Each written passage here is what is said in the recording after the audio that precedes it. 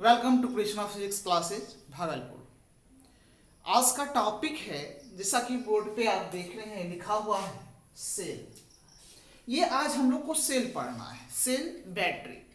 तो cell battery क्या है, आइए सबसे पहले इसको हम बताते हैं। तो सेल क्या करता है, यह एक प्रकार का डिवाइस है। सेल एक प्रकार का डिवाइस है, यह एक प्रकार का युक्ति है। और इसका काम क्या होता है सेल का, कि केमिकल एनर्जी को इलेक्ट्रिकल एनर्जी में कन्वर्ट कर देना। यह एक प्रकार का क्या है बाबू, डिवाइस है। यह एक प्रकार का युक्ति होता है सेल। और ये क्या करता है, केमिकल एनर्जी को इलेक्ट्रिकल एनर्जी में कन्वर्ट करता है। फॉर एग्जाम्पल आप ये देखे होंगे, इसको हम लोग सेल कहते हैं। ये सेल के अंदर जब आप इसको तोड़िएगा, तोड़ने के पश्चात आपको पता चलेगा कि इसके अंदर बहुत सारे केमिकल हैं। और ये केमिकल से ही यहाँ पे एक एनर्जी प्रोड्यूस होता है, जो कि इलेक्ट्रिकल एनर्जी होता है। तो ये केमिकल क्या करते हैं, बहुत सारे अभिक्रिया के द्वारा इलेक्ट्रिकल एनर्जी में, केमिकल एनर्जी को इलेक्ट्रिकल एनर्जी में कन्वर्ट कर देता है। तो उसको हम लोग क्या कहते हैं, सेल कहते हैं। और बहुत सारे सेल का जो कॉम्बिनेशन होता है, जो बहुत सारे सेल का कॉम्बिनेशन कहा जाए, उस कॉम्बिनेशन को हम लोग बैटरी कहते हैं। तो बैटरी का परिभाषा आप पढ़े होंगे, सेलों के समूह को बैटरी कहते हैं। जब बहुत सारे सेल को एक साथ कनेक्ट करेंगे तो उसको हम लोग क्या कहेंगे, बैटरी कहेंगे। अब समझिए, बैटरी यानी सेल दो प्रकार के होते हैं। एक होता है प्राइमरी सेल, एक होता है सेकेंडरी सेल। तो प्राइमरी सेल क्या होता है, वह एक ऐसा सेल होता है, वह एक ऐसा बैटरी होगा जिसको हम लोग चार्ज कर देंगे। एक बार चार्ज हो गया तो फिर दोबारा उसका चार्जिंग खत्म होने के बाद उसको दोबारा चार्ज नहीं कर सकते हैं। अर्थात कहने का मतलब यह हुआ कि यह देखिए, यह एक सेल है और इस सेल को कहते हैं हम लोग ड्राई सेल। कौन सा सेल बोलेंगे, ड्राई सेल है। इसमें सूक्ष्म जो सूखा हुआ केमिकल इसमें है, तो इसलिए इसका नाम पड़ गया ड्राई सेल। तो इसके अंदर जो केमिकल हैं, इस केमिकल के द्वारा जो इलेक्ट्रिकल एनर्जी जो कन्वर्ट होगा, और यह केमिकल का एनर्जी जब खत्म हो जाएगा तो इससे करंट का प्रोडक्शन जो होगा, करंट जो उत्पन्न होता है वो भी नष्ट हो जाएगा। तो जब इसका बैटरी का केमिकल के द्वारा सारा एनर्जी खत्म हो गया इलेक्ट्रिकल एनर्जी में कन्वर्ट करने के पश्चात, फिर इसको दोबारा हम लोग चार्ज नहीं करते हैं। क्या इसको हम लोग चार्ज करते हैं, नहीं करते हैं। तो इस बैटरी को यदि हम लोग चार्ज नहीं करते हैं तो इस सेल को ही हम लोग कहेंगे प्राइमरी सेल। तो प्राइमरी सेल क्या होगा, ऐसा सेल या ऐसा बैटरी जिसको हम दोबारा जो है चार्जिंग नहीं करते हैं। एक बार एनर्जी खत्म हो गया तो पुनः उसको हम लोग चार्जिंग नहीं कर सकते हैं। तो ऐसे सेल को ही हम लोग क्या कहते हैं बाबू, प्राइमरी सेल कहते हैं। समझ में आ गया होगा। तो यह सेल, एक सूक्ष्म सेल जो होता है, ये एक प्राइमरी सेल है। और कहिएगा और भी प्राइमरी सेल होते हैं, तो हम बोलेंगे और भी प्राइमरी सेल होते हैं, जैसे बटन सेल। बटन सेल का नाम आप जरूर सुनेंगे। तो बटन सेल लगता कहाँ है, ये घड़ी में। आप घड़ी को जब खोलिएगा या घड़ी का जब आप बैटरी चेंज करते होंगे तो सेल का जो आकार होगा देखिएगा एक बटन जैसा होता है। जब इस घड़ी का बैटरी का एनर्जी खत्म हो जाता है, केमिकल एनर्जी खत्म हो गया, क्या इसके फिर दोबारा हम इसको चार्ज करते हैं, नहीं करते हैं। इसका मतलब है कि इसमें यूज होने वाले जो सेल हैं, इस घड़ी में जो यूज होने वाले सेल है, वह सेल क्या होगा, आपका प्राइमरी सेल होगा। तो प्राइमरी सेल आपको समझ में आ गया होगा कि ऐसा सेल जिसको हम दोबारा चार्जिंग नहीं कर सकते हैं। मतलब एक बार एनर्जी खत्म हो गया तो पुनः उसको हम लोग आवेशित नहीं कर सकते हैं, चार्जिंग हम नहीं कर सकते हैं। तो ऐसे सेल को ही हम लोग क्या कहते हैं बाबू, प्राइमरी सेल कहते हैं। तो एग्जाम्पल में ड्राई सेल हो गया बटन सेल हो गया, ये सभी सेल जो होते हैं वो क्या होता है, प्राइमरी सेल होता है। अब हम लोग जाने सेकेंडरी सेल को। तो सेकेंडरी सेल क्या होता है कि सेकेंडरी सेल यह एक ऐसा सेल है जिसको हम पुनः चार्जिंग कर सकते हैं। एक बार यदि बैटरी का एनर्जी खत्म हो गया तो पुनः उसको हम दोबारा चार्ज करके उसको हम यूज में ला सकते हैं। तो ऐसे सेल को हम लोग क्या कहते हैं, सेकेंडरी सेल कहते हैं। तो आपके माइंड में सेट हो गया होगा कि सेकेंडरी सेल को हम लोग चार्जिंग करते हैं और प्राइमरी सेल को हम लोग चार्जिंग नहीं करते हैं। प्राइमरी सेल को एक बार यूज करने के बाद पुनः उसको दोबारा यूज नहीं कर सकते हैं। सेकेंडरी सेल को एक बार एनर्जी खत्म होने के पश्चात उसको बार बार चार्जिंग करके दोबारा उसको हम लोग यूज में ला सकते हैं। तो आपको प्राइमरी सेल और सेकेंडरी सेल समझ में आ गया होगा। सेकेंडरी सेल का यूज कहाँ करते हैं, जरा इसको सुन लीजिए। जिससे हम लोग मोबाइल यूज करते हैं तो मोबाइल के अंदर भी बैटरी होता है। क्या उस बैटरी का एनर्जी यदि खत्म हो गया तो हम क्या उसका बैटरी निकाल के फेंक देते हैं? जिस तरह की टॉर्च में हम जिस बैटरी का यूज करते हैं और टॉर्च में जैसे ही जलाते हैं यदि रोशनी उसका स्लो हो जाता है, कम जाता है, तो पुनः हम उस बैटरी को चेंज कर देते हैं, उस बैटरी को फेंक देते हैं। उस तरह से क्या हम लोग मोबाइल के बैटरी को फेंकते हैं? नहीं फेंकते हैं। क्यों नहीं फेंकते हैं? क्योंकि इसका एनर्जी पुनः वापस आ रहा है और आपका जो ड्राई सेल है उसका एनर्जी पुनः वापस नहीं आ रहा है। इस वजह से हम लोग ड्राई सेल को फेंक देते हैं और बैटरी जो हम लोग मोबाइल में या इन्वर्टर के लिए या लाउड स्पीकर के लिए या किसी भी के इंस्ट्रूमेंट के लिए हम लोग यूज करते हैं, जिस बैटरी का हर लगभग इलेक्ट्रिक डिवाइस में जिसमें बहुत सारे डिवाइस में आपका बैटरी यूज होता है, जैसे कार हो गया, कार में भी हम लोग बैटरी यूज करते हैं। तो वह सारा चीज आपका सेकेंडरी सेल होता है। उसका एक बार एनर्जी खत्म होने के बाद पुनः उसको हम लोग क्या कर सकते हैं, चार्ज कर सकते हैं। तो ये बात थी प्राइमरी और सेकेंडरी सेल का। तो प्राइमरी और सेकेंडरी सेल में भी और छोटे छोटे पॉइंट को पढ़ना है, जैसे कि इसका इंटरनल रेजिस्टेंस, उसके बाद इसका लॉस्ट वोल्ट क्या होता है, इस चीज को ईएमएफ क्या होता है, इस चीज को जानना है। पोटेंशियल डिफरेंस क्या होता है, इस चीज को भी यहाँ पे हमको पढ़ाना है। तो सबसे पहले इस बैटरी के अंदर जो रेसिस्टेंस होता है, इसके अंदर भी रेसिस्टेंस होता है। जो बैटरी के अंदर का जो रेसिस्टेंस होता है उसको हम लोग इंटरनल रेसिस्टेंस कहते हैं, और जो सर्किट में जिस रेसिस्टेंस का यूज करते हैं उसको एक्सटर्नल रेसिस्टेंस कहते हैं। जब भी अब आए एक वर्ड आंतरिक प्रतिरोध, तुरंत आपके मन में ये अटैक होना चाहिए, ये रेसिस्टेंस हो रहा है किसके अंदर के, बैटरी के अंदर का।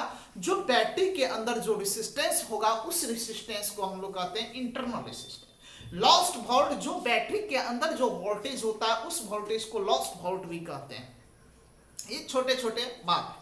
और इसके अंदर में जो स्टोरेज एनर्जी होता है इसको ईएमएफ कहते हैं, जिसके वजह से एक करंट प्रोड्यूस होता है, पोटेंशियल डिफरेंस, एक टर्मिनल से दूसरे टर्मिनल तक करंट मूव करता है, तो इसको हम लोग ईएमएफ कहते हैं, जो कि आगे हम अच्छे से आपको सारा चीज बताएंगे। तो ये सभी चीज है यहाँ पे। उसके बाद कॉम्बिनेशन ऑफ सेल भी पढ़ना है, तो कॉम्बिनेशन ऑफ सेल के बारे में भी हम चर्चा करेंगे। बहुत सारे इसमें छोटे छोटे पॉइंट्स हैं जिसको हम आगे पढ़ाने जा रहे हैं। तो अब हम लोग जो 2 दिन पढ़ेंगे, 2 से 3 दिन जो होगा हम लोग का मुख्य टॉपिक सिर्फ सेल होगा। हम लोग 3 दिन सिर्फ सेल को पढ़ेंगे और बहुत डिटेल से पढ़ेंगे। और इस चीज को आपको केमिस्ट्री में भी पढ़ना है, इलेक्ट्रोकेमिस्ट्री में, वहां पे आप सेल कैसे बनता है इस चीज को आप वहां पे पढ़िएगा। हम बनाने के लिए नहीं सिखाएंगे, बनाने के लिए आपको केमिस्ट्री में पढ़ना है। हम इसका यूज बताएंगे, किस तरह से ये काम करता है, किस तरह से इसको कनेक्शन में लाते हैं, छोटे छोटे पॉइंट्स के बारे में इसमें बताएंगे। लेकिन इसका जो बनाने का निर्माण है, किस तरह से कौन सा घटक होता है, किस तरह से अभिक्रिया होती है, ये सारा चीज आपको केमिस्ट्री में पढ़ना है, तो आप वहां पे पढ़िएगा। चलिए अब हम बताने जा रहे हैं आपको सेल का डेफिनेशन, सेल क्या होता है, फिर सेल का टाइप्स बताएंगे, यही सभी चीज को हम आगे बताएंगे, फिर कॉम्बिनेशन ऑफ सेल बताएंगे। तो आइए हम लोग आगे चलते हैं, चलिए दिखते हैं।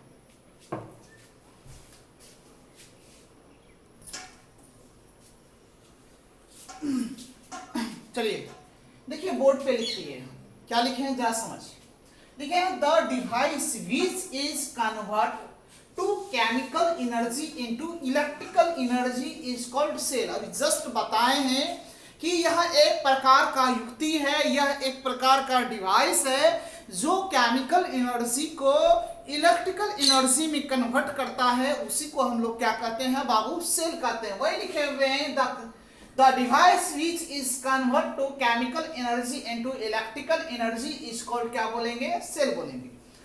यह वह युक्ति जो रासायनिक ऊर्जा को विद्युतीय ऊर्जा में बदल देता है तो उसे हम लोग क्या कहेंगे, सेल कहेंगे। याद हो गया होगा। अब सेलों के समूह को क्या कहते हैं, बैटरी कहते हैं। The combination of cell is called, क्या बोलेंगे, बैटरी। और सिंबल ऑफ बैटरी और सेल के लिए हम लोग इस सिंबल का यूज करते हैं, याद रखिएगा। और ये पॉजिटिव टर्मिनल होता है, ये नेगेटिव टर्मिनल होता है। और बैटरी और सेल के द्वारा हम लोग डीसी करंट उत्पन्न करते हैं, यानी डायरेक्ट करंट, यानी सीधी धारा। तो इसमें सीधी धारा क्या होगा, एक नेगेटिव है तो एक पॉजिटिव, तो नेगेटिव सिर्फ नेगेटिव डायरेक्शन में जाएगा और पॉजिटिव पॉजिटिव डायरेक्शन में। लेकिन अल्टरनेटिव करंट क्या होता है, वह आगे पीछे दोनों मूव करता है। तो ये जो बैटरी के द्वारा कौन सा करंट प्रोड्यूस होता है तो वह आपका क्या होगा, डीसी करंट होगा। तो मन में चलता होगा एसी में भी कन्वर्ट होता है, तो एसी में भी कन्वर्ट करते हैं। इसके लिए हम लोग यूज करते हैं इन्वर्टर का। तो इन्वर्टर क्या करता है, देखिएगा बहुत सारे ऐसे इंस्ट्रूमेंट होते हैं जो कि एसी करंट को, वह एसी करंट द्वारा संचालित होता है। इसके लिए हम लोग क्या करते हैं, इन्वर्टर लगाते हैं। और इन्वर्टर क्या करता है, डीसी करंट को एसी करंट में कन्वर्ट करके और किसी भी इंस्ट्रूमेंट को वह क्या करता है, संचालित करता है और उसके विभव को वह क्या करता है, बढ़ा देता है, उसके वोल्टेज को क्या करता है, बढ़ा देता है। ये सभी चीज है। तो आइए अच्छे से सबसे पहले इसको लिखिए साफ सुथरा, फिर हम चलेंगे टाइप्स ऑफ बैटरी और सेल के बारे में। तो आइए सबसे पहले इसको लिखा जाए।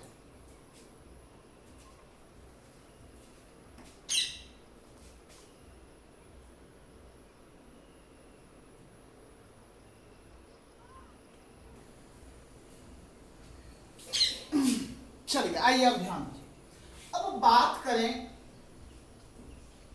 टाइप्स ऑफ सेल का, यानी सेल के प्रकार।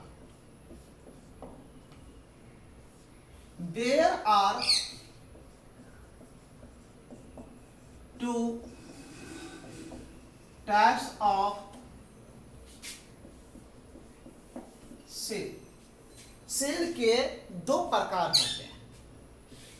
पहला प्राइमरी सेल, यानी प्राथमिक सेल। दूसरा सेकेंडरी सेल, यानी द्वितीयक सेल। हिंदी लिख लीजिएगा इसका। प्राइमरी सेल को हम लोग प्राथमिक सेल कहते हैं और सेकेंडरी सेल को हम लोग द्वितीयक सेल कहते हैं। जिसमें सबसे पहला हम पढ़ाएंगे प्राइमरी सेल, यानी प्राथमिक सेल। तो प्राथमिक सेल क्या होता है, अभी जस्ट बताए कि यह एक ऐसा सेल है जिसको हम लोग आवेशित नहीं कर सकते हैं। तो ऐसे सेल को हम लोग क्या कहते हैं, प्राइमरी सेल। जैसे शुष्क सेल हो गया, बटन सेल हो गया। तो ये सेल जो होता है ये प्राइमरी सेल है। इसका देखिए पॉजिटिव टर्मिनल होता है, ये पीछे वाला नेगेटिव। याद रखिएगा, ये पेंदी वाला नेगेटिव और ऊपर वाला पॉजिटिव। यहाँ पे लिखा हुआ भी है, जरा देखिए, ये पॉजिटिव ऊपर, यहाँ पे नीचे में नेगेटिव लिखा हुआ। तो ये सारा चीज। तो आइए सबसे पहले हम लोग प्राइमरी सेल लिखते हैं। तो लिखा जाए the cell which is not chargeable, then it is called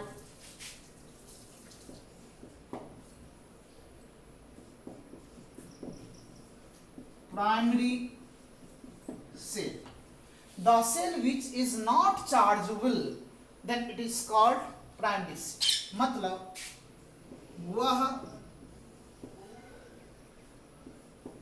cell जिसे पुनः आवेशित नहीं किया जा सकता है,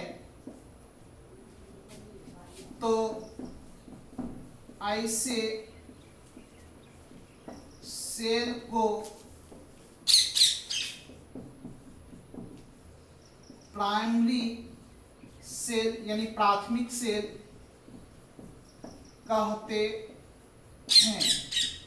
एग्जाम्पल के तौर पे शुष्क सेल, बटन सेल, ETC। तो शुष्क सेल को इंग्लिश में हम लोग ड्राई सेल कहते हैं। बटन सेल हो गया। ये सभी सेल जो होता है ये प्राइमरी सेल होता है, जिसको हम लोग एक बार एनर्जी खत्म हो गया तो दोबारा उसको हम लोग चार्ज नहीं कर सकते हैं। तो आइए इसको नोट कीजिए, फिर आगे हम लोग देखते हैं सेकेंडरी सेल।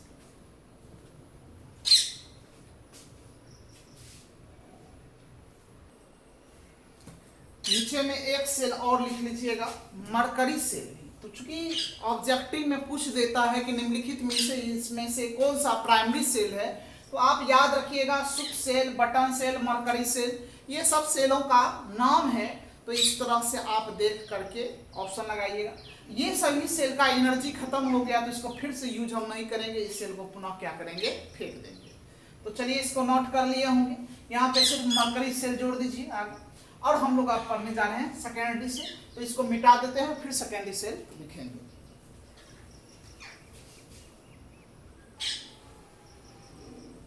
चलिए अब सेकेंडरी सेल की बात करें। देखिए, द सेल which is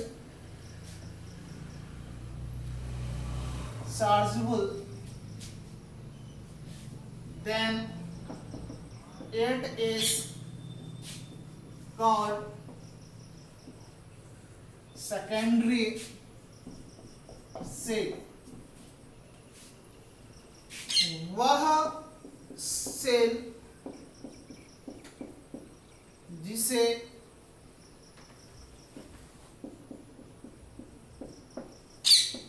पुनः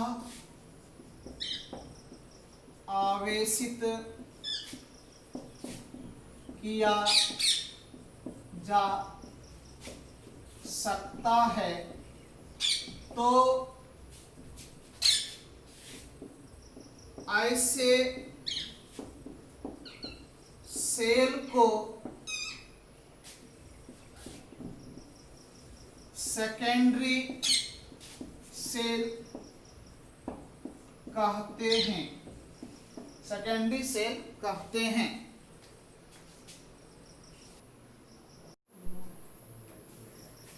तो देखिए अभी जस्ट हम सेकेंडरी सेल के बारे में बता रहे थे। सेकेंडरी सेल में हम ये लिखे थे, आप जैसा कि बोर्ड पे देखे होंगे, कि यह एक ऐसा सेल है जिसको हम लोग पुनः चार्ज नहीं कर सकते हैं।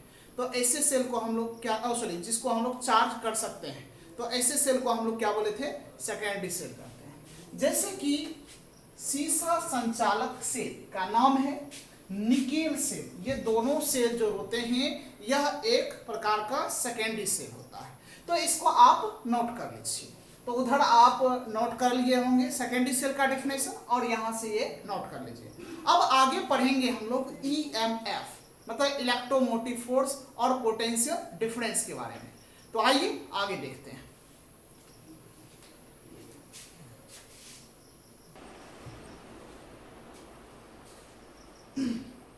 आइए अब समझिए।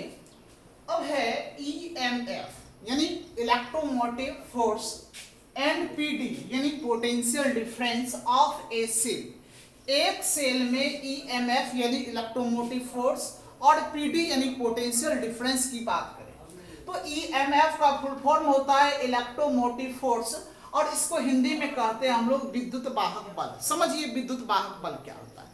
यदि मान लीजिए, समझिए इस चीज को, विद्युत वाहक बल क्या है। इस बैटरी के अंदर जो एनर्जी है यह एनर्जी क्या होता है, स्टोरेज एनर्जी होता है। समझिए बात, इसका जो एनर्जी होगा यह एनर्जी क्या होगा, स्टोरेज एनर्जी है, एकत्रित एनर्जी है। जब इसको हम लोग किसी इंस्ट्रूमेंट के साथ हम लोग जोड़ देंगे तो वह क्या होगा, एनर्जी इससे धीरे धीरे क्या होने लगेगा, खत्म होने लगेगा। और एक क्षण ऐसा आएगा कि इसका एनर्जी जीरो हो जाएगा। तब बताइए इस टर्मिनल से इस टर्मिनल तक, यानी पॉजिटिव टू नेगेटिव टर्मिनल तक क्या चार्ज मोशन में आएगा, या इसका एनर्जी यहां से यहां तक आ पाएगा? क्यों नहीं आ पाया? क्योंकि इसका एनर्जी क्या हो चुका है, खत्म हो चुका है। तो इसके एनर्जी होने के कारण, बैटरी में एनर्जी होने के कारण ही करंट जो है एक टर्मिनल से दूसरे टर्मिनल तक क्या होता है, मूव करता है। तो यही जो स्टोरेज एनर्जी होता है, उसी स्टोरेज एनर्जी को हम लोग क्या कहते हैं बाबू, ईएमएफ कहते हैं, यानी इलेक्ट्रोमोटिव फोर्स कहते हैं, विद्युत वाहक बल कहते हैं। ये आपको 2 नंबर के लिए परिभाषा भी पूछा जाता है कि विद्युत वाहक बल किसे कहते हैं तथा इसके एसआई मात्रक को लिखें। तो इसका एसआई मात्रक वोल्ट होता है, आप याद करके रखिएगा, इसका एसआई मात्रक वोल्ट होता है। और वोल्ट का आप डायमेंशन पीछे हम बता चुके हैं कि वोल्ट को डायमेंशन के फॉर्म में कैसे लिखेंगे।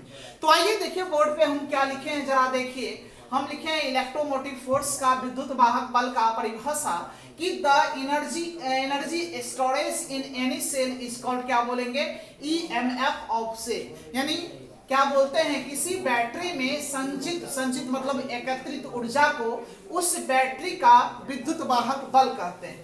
यह आप कह सकते हैं इस प्रकार के संचित ऊर्जा बैटरी में जितनी अधिक होती है, उस बैटरी की शक्ति भी उतनी अधिक, मतलब बैटरी में जितना स्टोरेज एनर्जी होगा उतना ज्यादा उसका शक्ति होगा।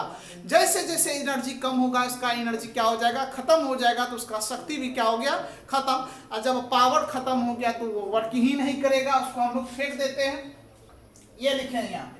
फिर यहाँ पे लिखे एसआई यूनिट ऑफ ईएमएफ, मतलब इलेक्ट्रोमोटिव फोर्स इज वोल्ट। इसका एसआई मात्रक जो होता है वह वोल्ट होता है, आप याद रखिएगा। ऑब्जेक्टिव में भी पूछा जाता है विद्युत वाहक बल का एसआई मात्रक क्या होता है, तो वोल्ट होता है, याद रखिएगा। तो आइए इसको साफ सुथरा पहले आप नोट कीजिए, फिर आगे हम पढ़ाने जा रहे हैं पीडी यानी पोटेंशियल डिफरेंस।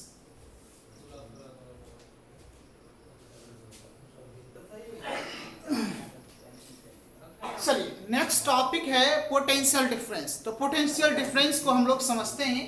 ये तो आप अंदर 10th से ही पढ़ते हुए आए हैं कि दो टर्मिनल के बीच विभव के अंतर को क्या कहते हैं, विभवांतर कहते हैं। तो दो टर्मिनल किसका होगा, बैटरी के दो टर्मिनल के बीच विभव के अंतर को विभवांतर कहते हैं। आइए समझिए, यहाँ पे पीडी लिखे यानी पोटेंशियल डिफरेंस, हिंदी में इसको विभवांतर कहते हैं। लिखे हैं the potential difference of the difference of potential between two terminal is called PD यानी potential difference। यानी दो चालक या दो टर्मिनल के बीच विभव में अंतर को विभवांतर कहते हैं। अब समझिए, यहाँ पे यह एक सर्किट है, ये सर्किट में आमीटर लगा हुआ है और इसको एक बैटरी और स्विच एक एक्सटर्नल रेजिस्टेंस के साथ कनेक्ट कर दिए। तो यह बैटरी के अंदर का जो इंटरनल रेजिस्टेंस होता है उसको स्मॉल r लिखते हैं, और इसके बैटरी का स्टोरेज एनर्जी जो होता है इसको E लिखते हैं। यहाँ पे लेट मान लीजिए कि EMF ऑफ सेल, मतलब बैटरी का विद्युत वाहक बल क्या है, E है। अब यहाँ पे मान लेते हैं इंटरनल रेजिस्टेंस। तो इंटरनल रेजिस्टेंस, जो बैटरी के अंदर जो रेजिस्टेंस होता है उसको इंटरनल रेजिस्टेंस कहते हैं, और इंटरनल रेजिस्टेंस को हम लोग R मान लेते हैं। और करंट की बात करें तो करंट यहाँ पे क्या हो गया, I। तो करंट इक्वल टू फार्मूला आप जानते होंगे, एक फार्मूला जानते होंगे, V बराबर IR। तो यहाँ पे यदि I बराबर लिखना चाहेंगे तो V बटे R, यही V जो होता है EMF के बराबर होता है। तो इसीलिए ये विभवांतर के जगह पे हम लोग आप क्या लिखेंगे, EMF बटे टोटल रेजिस्टेंस, टोटल रेजिस्टेंस। अब देखिए करंट को I से लिखते हैं, ईएमएफ को E से। अब टोटल रेजिस्टेंस देखिए, ये सर्किट में जो बैटरी है इस एक्सटर्नल रेजिस्टेंस, ये जो R है इस R को कहते हैं एक्सटर्नल रेजिस्टेंस। एक्सटर्नल मतलब बाहरी रेजिस्टेंस को हम लोग कैपिटल R माने। तो यहाँ पे capital R plus small r हो जाएगा। यहाँ पे चलिए पहले इसको नोट कर लीजिए, यहाँ तक पहले नोट कर लीजिए, उसके बाद आगे बताते हैं।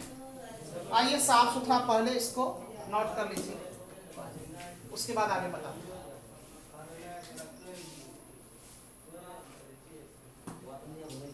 चलिए आइए समझिए। तो ये इक्वेशन हम लोग का आया है, अब इसी से हम आगे सॉल्व कर रहे हैं।